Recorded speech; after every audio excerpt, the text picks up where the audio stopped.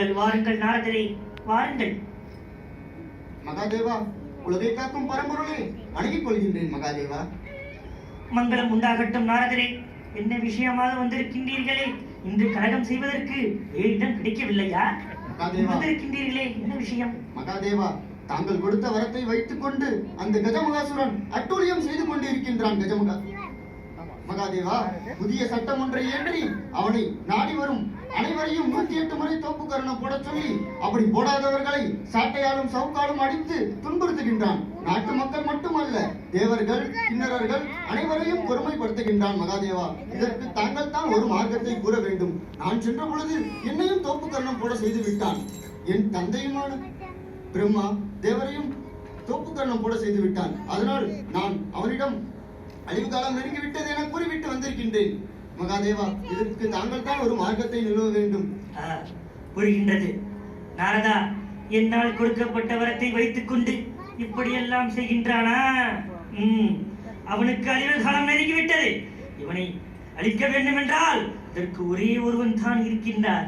யார் என்றால் எனது மூத்த மகன் விநாயக பெருமான் தான். அதனால் அவனை, அந்த காரியத்தை அவனால் தான் செய்து முடிக்க முடியும். அவனை அழைப்போம். இதோ விநாயக பெருமானை அழைக்கின்றேன் மகாதேவா. அழையுங்கள்.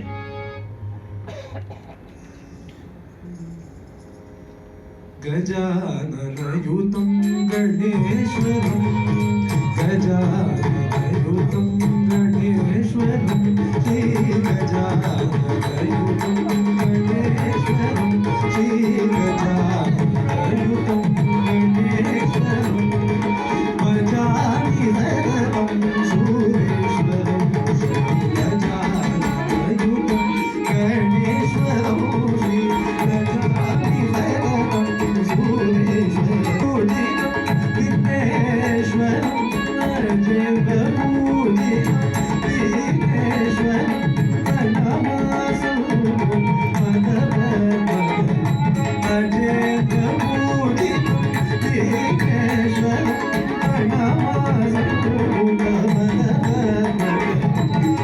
கஜமுகதேவா, வர வேண்டும். கஜமுகதேவா, கஜமுகதேவா, கஜமுகதேவா, கஜமுகதேவா, கஜமுகதேவா, கஜமுகதேவா, கஜமுகதேவா, வருவாய் தேவா, கஜமுகதேவா, கஜமுகதேவா.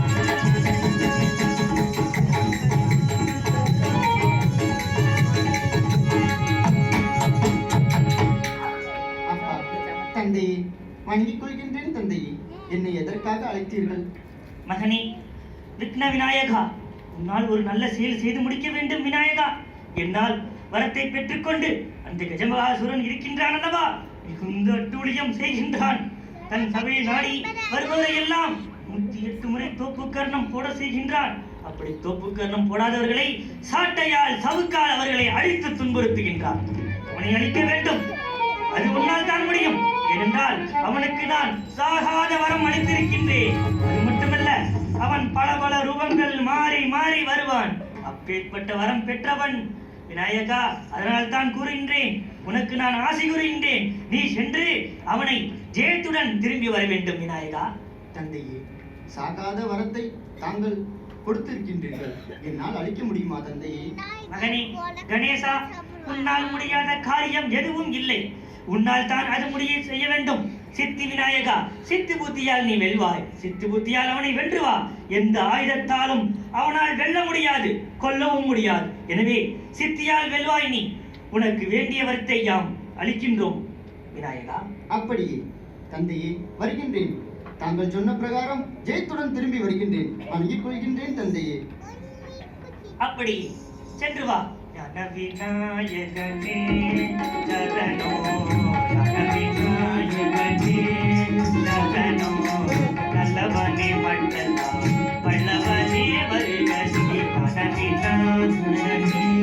யார் என்று வந்திருக்கார் மகாராஜா? உள்ளே அனுப்பு காவலா, உள்ளே அனுப்பு. அப்படியே மகாராஜா. ஓ, சிவபெருமானுடைய மைந்தனா? பிள்ளை யார்? மகா கணபதி தொந்தி விநாயகன். வாப்பா, வா வா வா. இங்கே எதற்காக இங்கு வந்தாய்? உனக்கு இங்கு வேலையே கிடையாதே. எப்பொழுது பார்த்தாலும் முந்திரி கொட்டை போல் முதலிலே இருப்பாய். பரவாயில்லையே, என்னை பற்றி இவ்வளவு தெரிந்திருக்கின்றாய். ஹ, அட, நீ முதலில் எதற்காக வந்தாய்? அதை கூறு முதலில். உன்னை எச்சரிப்பதற்காகத்தான் வந்திருக்கின்றேன் கஜமுகாசுரா. ஓ, நீ எனக்கு எச்சரிப்பதா? என் தந்தையானவரிடம் வரத்தை வைத்துக் கொண்டு நாட்டு மக்களை மற்றும் தேவர்கள் கிம்புரர்கள் அனைவரையும் துன்புறுத்துகின்றார். அது எல்லாம் இத்துடன் விட்டுவிடு. இல்லாவிட்டால் விபரீதங்களும் ஆகிவிடும் கஜமுகாசுரா. அப்படியா விநாயகா, உனக்கு ஒன்றும் தெரியாது. பார்த்தேன் வரும் வழியில் எல்லாம் ஒரே சிறை கூட்டங்கள், அதில் மக்கள் கூட்டம் நிரம்பி வழிகின்றது. தேவர்கள் கிம்புரர்கள் கிண்ணறர்கள் அனைவரையும் சிறை கூட்டத்தில் அடைத்து துன்புறுத்துகின்றாய். ஒரு மன்னனாக இருந்து இப்படியெல்லாம் செய்யலாமா? வேண்டாம் கஜமுகாசுரா, விட்டுவிடு. விநாயகா, புத்தி புகட்டுவதற்காக வந்திருக்கின்றாயா? அது போல் தான் தெரிகின்றதே. வந்தோமா, என்னை வேலை செய்ய வேண்டுமோ அதை செத்து விட்டு சென்றீர்கள். எங்கே நீயும் தோப்பு கர்ணம் போடு பார்க்கலாம். பல பேர் வந்தார்கள். தான் பாடம் நடத்தினால்தான் நன்றாக இருக்கும் என்று அந்த பல பேரும் கூறுகின்றார்கள். எனக்கு நீ பாடம் நடத்த போகின்றாயா? உனது தந்தை எனக்கு சாகாத வரத்தை அளித்திருக்கின்றார். சாகாத வரத்தை. அதை வைத்துத்தானே இப்படி ஆட்டம் போடுகின்றாய்? நீ விஷயம் தெரியாமல் பேசுகின்றாய் விநாயகா. நீ தோப்பு கர்ணம் போட்டு விட்டு சென்று விடு. தொந்தியாவது கரையும். உனக்கு ஏதாவது சாப்பிட வேண்டும் என்றால் தருகின்றேன். கஜமுகாசுரா, நான் ஒன்றும் உன் இல்லத்தில் விரிந்திருக்கு வரவில்லை. உன்னை எச்சரிப்பதற்காக வந்துள்ளேன். விநாச காலம் விபரீத புத்தி என்று கூறுவார்கள். அது உன் விஷயத்தில் மிகவும் பொருத்தமாக உள்ளது கஜமுகாசுரா. உனக்கு அல்ல, எனக்கு அல்ல. என்னை யாராலும் அழிக்க முடியாது. ஈட்டியாலோ ஆயுதத்தாலோ வெல்ல முடியாது. ஆகாத வரம் பெற்றவன் யார் வந்தாலும் வென்று விடுவேன். மமதை தலைக்கு ஏறினால் இப்படித்தான் பேச தோன்றும். இருக்கட்டும், பரவாயில்லை. நான் மீண்டும் ஒருமுறை எச்சரிக்கின்றேன். இல்லை என்றால் விபரீதம் ஆகிவிடும் கஜமுகாசுரா. முடியாது. இப்பொழுது தோப்பு கர்ணம் போட போகின்றாயா இல்லையா? என்ன, நான் உனக்கு தோப்பு கரணம் போட வேண்டுமா? நீ வேண்டுமானால் எனக்கு தோப்பு கரணம் போடு கஜமுகாசுரா.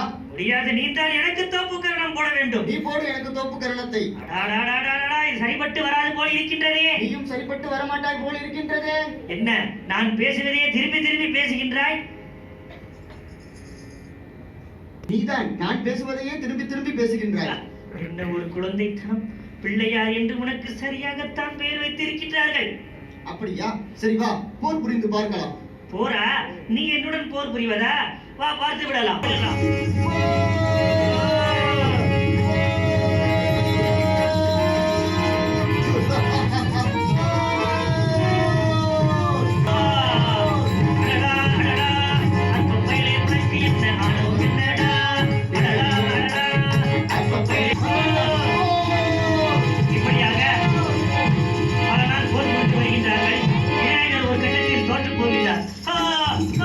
இதோ எனது வலது தந்தத்தை உடைத்து அவன் வயிற்றை கிழித்து நான் கொல்லுகின்றேன். இதோ எனது வலது தந்தத்தை உடைக்கின்றேன். இது ஆயுதம் அல்ல, எனது தந்தம். அப்படியே செய்வோம். இதோ கஜமுகாசுரா, மீண்டும் போர் புரிய வருகின்றேன். மீண்டும் போரா? ஒரு முறை சொன்னது புரியாத அவனுக்கு அசிங்கப்பட வேண்டுமா? வேண்டாம், மரியாதையாக தோப்பு கர்ணம் போட்டு விட்டு போய்விடு. உன் தொந்தி வீட்டால் மீண்டும் போரா? வா, பார்த்து விடலாம்.